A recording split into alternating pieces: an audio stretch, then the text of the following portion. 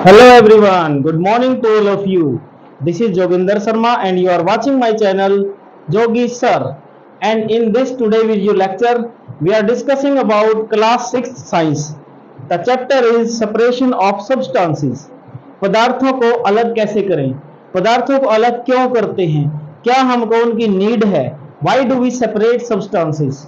आइए इस लेक्चर में हम अलग अलग मेथड्स पढ़ते हैं किसी भी सब्सटेंस को, किन्हीं भी पदार्थों को, किन्हीं भी मिक्सचर्स को, सॉलिड लिक्विड गैस को अलग करने के अलग अलग मेथड्स हम डिस्कस करेंगे बच्चों। तो आइए डिस्कस करते हैं सेपरेशन ऑफ सब्सटेंसेस यानी पदार्थों का पृथक्करण। पृथक्करण का मतलब होता है पदार्थों को अलग करना। अब अलग करने के हमारे पास वेरियस टाइप के मेथड हैं, बहुत प्रकार के हमारे पास तरीके हैं जिनके आधार पर हम मिक्सचर्स को अलग कर सकते हैं। और हमें अलग करने की आवश्यकता क्यों पड़ी, सबसे पहले तो मैंने सबसे पहले आपके लिए इसमें लिया है, सबसे पहले I took for you keywords. Keywords जो हमारे होते हैं चैप्टर के मेन बेस होते हैं। Before starting the chapter we need to learn the meaning of these keywords in Hindi and English also. तो let us discuss about these keywords. What is churning? Churning का मतलब क्या होता है? मंथन। जैसे आपको मैं सिंपल भाषा में समझाता हूं, घरों में हम क्या करते हैं, दूध बिलोते हैं। हमारे पास एक इलेक्ट्रिकल इंस्ट्रूमेंट होता है, सेंट्रीफ्यूगेटर होता है जिसको हम रई बोलते हैं। उसमें दूध से क्या है, क्रीम को अलग किया जाता है और जो लस्सी होती है बटर मिल्क उसको अलग किया जाता है। तो this process is called churning. Okay, what do you mean by condensation? Condensation क्या होता है? कंडेंसेशन होता है संघनन। संघनन का मतलब यहाँ पर हमारे लिए क्या है कि जैसे हमारे पास क्या है, फ्रिज के अंदर कोई भी ठंडी चीज रखी है तो उसके क्या होंगे, कुछ वेपर्स होंगे, चाहे वो हॉट वेपर्स हो या कोल्ड वेपर्स हो। जो वेपर से लिक्विड में बदलना, वेपर से दोबारा से वेपर को अगर मैं ठंडा कर देता हूं तो लिक्विड में बदल जाते हैं वेपर, यानी conversion of the liquids into the vapour is called what, sorry, conversion of the vapours into the liquid. Vapours का लिक्विड में बदलना कंडेंसेशन होता है और लिक्विड का वेपर्स में बदलना इवेपोरेशन होता है। तो नेक्स्ट देखिएगा डिकैल्टेशन क्या होता है, निस्तारण। इन मेथड्स को हम डिटेल में पढ़ेंगे आफ्टर सम टाइम। उसके बाद हमारे पास इवेपोरेशन मैंने बता ही दिया, the conversion of liquid into its vapour. किसी भी लिक्विड का उसके वेपर में बदलना इवेपोरेशन होता है। ओके, हैंड पिकिंग क्या होती है, जब पार्टिकल्स इंप्योरिटीज बड़े साइज की होती हैं जिनको हम वैसे हैंड से अलग कर दें, हाथ से उठा के अलग कर देते हैं। जैसे हमारे पास कुछ चावल हैं, चावल के अंदर कंकड़ और पत्थर पड़े हुए हैं तो हम उनको, बड़े अगर साइज के हैं वो तो हम हैंड से पिक कर सकते हैं, तो that is called hand picking. But particle का साइज क्या होना चाहिए, बड़ा। सैचुरेटेड सॉल्यूशन क्या होता है, जैसे मैंने पानी में नमक मिला दिया, अब पानी में मैं नमक मिलाता जाऊं मिलाता जाऊं मिलाता जाऊं, एक पॉइंट ऐसा आएगा जहां पर वो मेल्ट होना, डिजोल्व होना क्या है, पानी के अंदर नमक नमक जो साल्ट हमारा डिजोल्व होना बंद हो जाएगा। That is called saturated solution. ऐसा सॉल्यूशन जिसमें और ज्यादा सोल्यूट नहीं घोला जा सकता, उसका जो वैल्यू है वो फिक्स होती है। एवरी सब्सटेंस के लिए जो सैचुरेटेड जो वैल्यू है वो अलग अलग है। ओके, उसके बाद हमारे पास क्या है, नेक्स्ट इसको हिंदी में बोलते हैं संतृप्त विलयन। Next one is the sedimentation, अवसादन, इसको भी डिटेल में पढ़ते हैं। सीविंग होता है छानना, सॉल्यूशन होता है विलयन। थ्रेसिंग होती है जब हम फसल को हार्वेस्ट कर लेते हैं, तो हार्वेस्ट करने के बाद उसके फसल के अंदर से अनाज को अलग कर दिया जाता है और भूसे को अलग कर दिया जाता है, स्टॉक को अलग कर दिया जाता है, that is called threshing. Threshing क्या है, मशीनों से भी की जाती है। अगर कम मात्रा में हमारे पास फसल है तो हम हाथ से भी कर सकते हैं, और बट अगर ज्यादा मात्रा में फसल है तो that is done with machines. उसके बाद है विनोइंग। विनोइंग का मतलब आप जानते हैं, हवा के द्वारा, हवा के द्वारा हम कोई भी चीज ऊपर से नीचे फॉल करवाएंगे तो लाइटर पार्टिकल्स तो उड़ जाएंगे इम्प्योरिटी के, और हैवियर जो चीज है वो रह जाएगी। ओके, जैसे गेहूं को बरसाया जाता है तो गेहूं का जो छिलका होता है, भूसा होता है, वो क्या है, हवा से उड़ जाता है और वहां पर हमारे पास गेहूं के जो अनाज के जो ग्रेन्स है वो रह जाते हैं। उसी को बोलते हैं हम क्या, विनोइंग।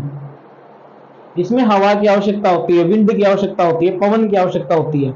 उसके बाद why do we separate substance, पदार्थों को अलग ही करने की आवश्यकता क्यों पड़ी हमको? टू सेपरेट टू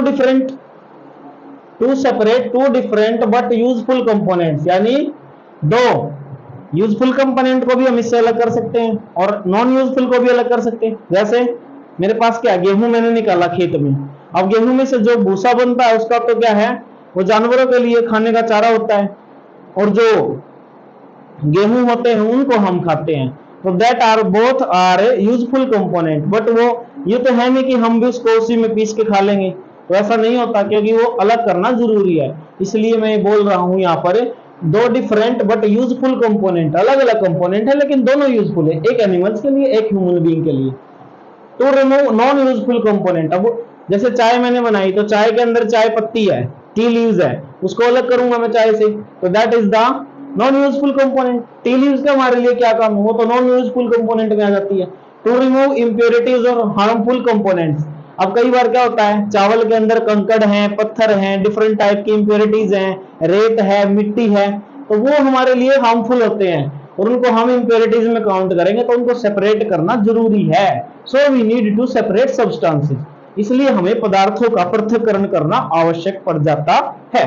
उसके बाद ये मैंने दो एग्जांपल आपके लिए लिखे, टी लीव्स आर सेपरेटेड, चाय पत्ती को अलग किया जाता है। और सेकंड एग्जांपल है जब कैसे, tea leaves are separated from the liquid in a strainer, भाई जो टी लीव्स है उसको स्ट्रेनर यानी छलनी के अंदर से छान के उसको अलग करते हैं और चाय को हम अलग से पीते हैं। वाइल प्रिपेयरिंग टी, जब हम चाय बनाते हैं। Grain is separated from stock, stock क्या होता है, कई बच्चों को डाउट होता है यहाँ पर, what do you mean by stock. Stock का मतलब है छिलका, बोल सकते हो आप, जैसे गेहूं के ऊपर हल्का हल्का छिलका होता है, या फिर उसको भूसा बोल सकते हैं, जो हस्क टाइप का, यानी कि जो एक स्टॉक का मतलब एक्चुअली क्या है, जैसे मेरे पास ये गेहूं का प्लांट है और इसके ऊपर ये देखिए, ये जो पूरा का पूरा प्लांट है, इस ग्रेन को छोड़ के बाकी जितना बच गया वो सारा स्टॉक में काउंट होता है, that is the called stock. Understood. जब भी हम गेहूं को हार्वेस्ट करते हैं, निकालते हैं, तो उससे अनाज अलग करते हैं और वो स्टॉक अलग कर दिया जाता है, क्योंकि एक यूजफुल कंपोनेंट है और दूसरा नॉन यूजफुल कंपोनेंट है। उसके बाद देखिएगा मेथड ऑफ सेपरेशन, हमारे पास अलग अलग तरह के मेथड ऑफ सेपरेशन मैंने यहां पर लिखे हैं आपके लिए। सबसे पहले हैंड पिकिंग, उसके बाद threshing, after that winnowing, winnowing के बाद हमने लिखा सीविंग, सीविंग के बाद सेडिमेंटेशन, सेडिमेंटेशन के बाद हमने लिखा है इवेपोरेशन, इवेपोरेशन के बाद कंडेंसेशन, कंडेंसेशन के बाद decantation, and last one is the filtration. Okay, आइए समझते हैं main base of the chapter. This is the main topic of the chapter. This chapter is finished here because this is the main topic of this chapter is separation methods। जो separation के methods हैं वो हमारे सबसे useful हैं। तो आइए discuss करते हैं। सबसे पहले hand picking, this method can be used for separating slightly larger size impurities like the pieces of stones and husk from the wheat, rice and pulses। इस तरीके से हम क्या करते हैं, जो बड़े आकार की, जो बड़े साइज की इंप्योरिटी है, ओके, जैसे पत्थर के टुकड़े हैं, ओके, गेहूं का छिलका है, हस्क क्या है यहाँ पर, छिलका, और वो पूरा स्टॉक था हमारा। गेहूं से, चावल से, दालों से हम बड़े साइज के जो पत्थर हैं, कंकड़ हैं, उनको अलग करते हैं, जो हमें इजिली विजिबल होते हैं, बिकॉज उनका साइज लार्जर होता है, इसलिए ये मेथड हमारा हैंड पिकिंग में आता है। उसके बाद देखिएगा थ्रेसिंग मेथड में पढ़ाता हूं आपको। Threshing, this process that is used to separate grains from stalk. अब जो गेहूं है, उस गेहूं की पूरी जो पूली होती है, पूली होती है गेहूं की, उससे जो गेहूं को अलग किया जाता है वो इस थ्रेसिंग से किया जाता है। मैंने बताया अगर वो थोड़े स्केल पे है हमारे पास, अगर वो बहुत कम मात्रा में है, बहुत कम अमाउंट में है, तो हम उसको किसी पत्थर पे पटक पटक के भी अलग कर सकते हैं, ओके, किसी चीज में डाल के ऊपर से कूट के भी अलग कर सकते हैं, उसकी कुटाई भी कर सकते हैं। लेकिन अगर वो ज्यादा स्केल पे है, 1 एकड़, 2 एकड़, 3 एकड़, तो उसको हम ऐसे पत्थर पे पटक के करने की बजाय हम मशीन से करते हैं। तो threshing is done now modern days in with by machines. और मशीन भी कैसी आ चुकी है, यू नो वेरी वेल, वो मशीनें काटती भी हैं और निकालती भी हैं, थ्रेसिंग भी करती हैं। These machines are called combine machine, okay, उनको कंबाइन बोलते हैं। कंबाइन मींस दोनों काम करती हैं, कटाई भी करेंगी और उसकी कढ़ाई भी करेंगी, okay. Next one is after threshing, winnowing is what is winnowing here, husk is separated, जो छिलके होते हैं, हल्के पार्टिकल्स होते हैं, वो हैवियर सीड से, बट यानी भारी दानों से, फसल के जो अनाज के दाने होते हैं उनसे अलग किए जाते हैं विनोइंग के द्वारा। इसमें हम क्या करते हैं, जैसे हम मैं सिंपली वैसे बताऊं, एक छाछ होता है हमारे पास और एक पंखा लगा लेते हैं हम कोई भी, उसके द्वारा हम उसको ऊपर से नीचे गिरा के हवा के द्वारा सेपरेट करते हैं। Lighter particles keep away, flu away, and जो हैवियर पार्टिकल्स हैं हमारे पास गिरते हैं उनको हम कलेक्ट कर लेते हैं। उसके बाद देखिएगा सीविंग क्या होता है। Sieving, sieving allows the fine flour particles. देखिए सीविंग होता है छानना, यानी सीवर, सीव के द्वारा, उसमें छलनी के द्वारा क्या है, जो पतले पतले आटे के पार्टिकल्स, जो गेहूं का आटा होता है उसके पार्टिकल्स हमारे to pass through the holes of the sieve, जो छलनी के जो होल हैं छोटे छोटे उनमें से गुजर जाते हैं। लेकिन जो बिगर, जो बड़ी बड़ी इंप्योरिटीज हैं वो उस छलनी के ऊपर रह जाती हैं, उसको हम अलग कर लेते हैं। जैसे फॉर एग्जांपल घरों में आप क्या करते हैं, जब खाना बनाने से पहले क्या है, आटा पीसते हैं, पीसने के बाद छलनी में डालते हैं, छलनी में ऊपर जो है बड़े पार्टिकल्स जो ऊपर रह जाते हैं आटे के नीचे, और छोटा पतला आटा है जो बिल्कुल टाइनी पार्टिकल्स, जो बिल्कुल बिल्कुल क्या है, स्मॉल साइज के, वो छलनी के जो सीव है हमारा उसके होल्स में से चले जाते हैं, और उस पर जो बच जाता है उसको छानस टाइप का, यानी छानस का मतलब है बड़े particles of wheat flour, small particles उसके अंदर से पास हो जाते हैं। That is the process that is called the sieving. Sedimentation क्या होता है, ध्यान से समझे, these are very very important. Sedimentation, decantation are very important and many of the students are puzzled in these two terms, sedimentation, decantation. They are not able to explain these properly because they do not understand attentively them in the class. So listen here. Sedimentation का मतलब है when the heavier component in a mixture, जब किसी mixture के अंदर है, जैसे मैंने पानी में क्या मिला दिया, पत्थर मिला दिया, तो पत्थर तो क्या है, हैवी है, पानी के अंदर नीचे बॉटम पे सेट हो जाएगा, बिल्कुल उसकी तलहटी पे सेट हो जाएगा, ठीक है। आफ्टर वाटर इज एडिड, जब हम किसी भी चीज में पानी मिलाते हैं, भारी चीज नीचे बैठ जाती है और पानी जो है हल्का, मान लो मैंने पानी के अंदर रेत मिला दिया, सैंड मिला दिया, बालू मिला दिया, तो पानी में जैसे मैं रेत मिलाऊंगा तो रेत नीचे सेटल हो जाएगा, और पानी में मैंने हल्के हल्के गेहूं के हस्क मिला दिए, छोटे छोटे पार्टिकल्स, तो वो ऊपर फ्लोट करेंगे, ऊपर फ्लोट करेंगे, तो वो हम क्या करेंगे, उसको, उस प्रोसेस को जिससे ये अलग किया जाता है, यानी कि सेडिमेंटेशन, जो नीचे बैठ जाता है ना, सेटल डाउन हो जाता है, उसको हम सेडिमेंट बोलते हैं, सेडिमेंट्स। यानी when the heavier component of mixer, जब मिक्सर के अंदर जब पानी ऐड किया जाता है तो उसके बाहरी जो कंपोनेंट है वो नीचे सेटल डाउन हो जाते हैं, इसलिए इस प्रोसेस का नाम है सेडिमेंटेशन। सेटल डाउन करके हम पानी को ऊपर से निकाल लेते हैं, that is the separation. Evaporation क्या होता है मैं बता चुका हूं, the conversion of water vapour into the conversion of water, पानी का भाप में बदलना, पानी क्या हो जाता है, भाप में इवेपोरेट हो जाता है, गर्म होके पानी का वेपर में बदलना, that is called the evaporation. और इवेपोरेशन से ही साल्ट बनता है बच्चों। अगर मेरे को साल्ट बनाना है, साल्ट और वाटर मिले हुए हैं आपस में और मेरे को अलग करने हैं, I want to separate salt from water, then I will do the process evaporation. This process causes it cause vapors of the water but salt has no vapors, नमक के वेपर बनते नहीं हैं। समुद्र के अंदर भी हम ऐसे ही करते हैं, जैसे पानी को इकट्ठा करके समुद्र के किनारे पर, और सनलाइट से क्या है, जैसे सनलाइट पानी पे गिरेगी तो उसके वेपर बनेंगे, पानी के वेपर उड़ जाएंगे लेकिन नमक वहीं पर रह जाता है। तो this process is used for making salt in India also, evaporation. Okay, condensation क्या होता है, इसका उल्टा, बिल्कुल रिवर्सिबल, बिल्कुल इसका रिवर्स प्रोसेस है।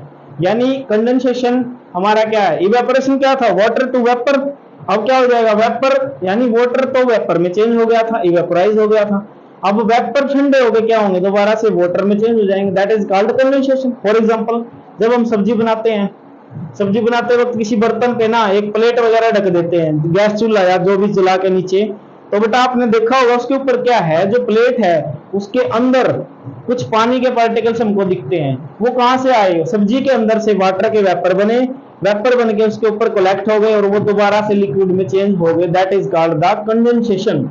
लिक्विड का यानी कि वेपर का लिक्विड में बदलना क्या कहलाता है, कंडेंसेशन। या आपने फ्रिज में भी देखा होगा, फ्रिज में से ठंडा पानी निकालते हो तो बोतल के ऊपर या गिलास के ऊपर छोटे छोटे ड्रॉप आ जाते हैं, वाटर के ड्रॉप्स, वो भी क्या है, कंडेंसेशन है। ओके, एक्सप्लेन मैंने आपको कर दिया है। और जो रेन होती है, रेन उसमें भी ऐसा ही होता है, पहले पानी के वेपर बनते हैं, फिर वेपर बन के क्या ठंडे हो जाते हैं, ऊपर जाके टेम्परेचर कम हो जाता है जैसे हम ऊंचाई पर जाते हैं, और फिर ऊपर से जब ऊपर जाने के बाद, ठंडे होने के बाद जो वेपर हैं वो दोबारा से लिक्विड में बदल के जब उनकी ड्रॉप बन जाती है, उनका साइज हैवी हो जाता है, तो वो नीचे रेन के रूप में गिरती हैं।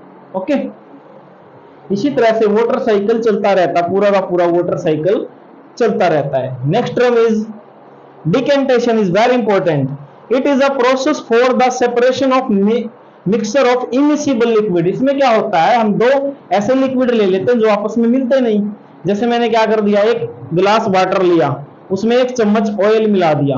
क्या वाटर में ऑयल मिल जाता है? कितना भी इसको स्टीयर करो, आप मिक्स करो, हिलाओ, तो वो क्या होगा, वाटर, तो उसके अंदर है वाटर और ऑयल उसके ऊपर आ जाएगा, क्योंकि ऑयल की डेंसिटी क्या है, वाटर से कम है, तो ऑयल पानी के ऊपर फ्लोट करेगा, पानी नीचे और ऑयल ऊपर। इस प्रोसेस से हम क्या करेंगे, दूसरा गिलास लेके ऊपर ऊपर का जो ऑयल है वो दूसरे गिलास में पोर कर देंगे, ऐसे उड़ेल देंगे, और उसके परिणाम स्वरूप क्या होगा, ये हमारा सेपरेशन हो जाएगा। तो दो इमिसिबल का मतलब है बच्चों, जो अमिश्रित होते हैं, आपस में मिलते नहीं है। ऑयल और वाटर क्या आपस में मिसिबल है? नहीं, दीज आर इमिसिबल। दो तरह के लिक्विड होते हैं, मिसिबल, इमिसिबल। मिसिबल जो आपस में मिल जाए, और इमिसिबल क्या होते हैं, जो नहीं मिलते। ओके, तो यहां पर दो इमिसिबल टाइप के लिक्विड्स को, सॉलिड को और लिक्विड मिक्सर को मैं अलग कर सकता हूं डिकेंटेशन के द्वारा। The last one is filtration. Simple filtration को मैंने आपको बता ही दिया। जब हम चाय बनाते हैं घरों में, तो चाय बना के क्या करते हैं, चाय को फिल्टर करते हैं, छानते हैं और फिल्ट्रेशन करते हैं। फिल्ट्रेशन एक और प्रोसेस होता है जो लैब में कैरी करते हैं। फिल्ट्रेशन में क्या होता है, हमारे पास एक फनल होती है, फनल देखिएगा, इस टाइप की एक कीप होती है बच्चों, this is a type of funnel. Okay, और इसके अंदर हम एक फिल्टर पेपर रख देते हैं ऐसा बना के, और जैसे फिल्टर पेपर इसके ऊपर रखोगे, इसमें से जो लिक्विड डालोगे तो क्या है, वो बिल्कुल ही साफ होकर इसके अंदर आ जाता है। तो this process is also called filtration, and filtration is done with a filter paper. This video is complete, student. If you have any doubt, comment me. Like my channel, subscribe it. Thanks for watching. Bye bye.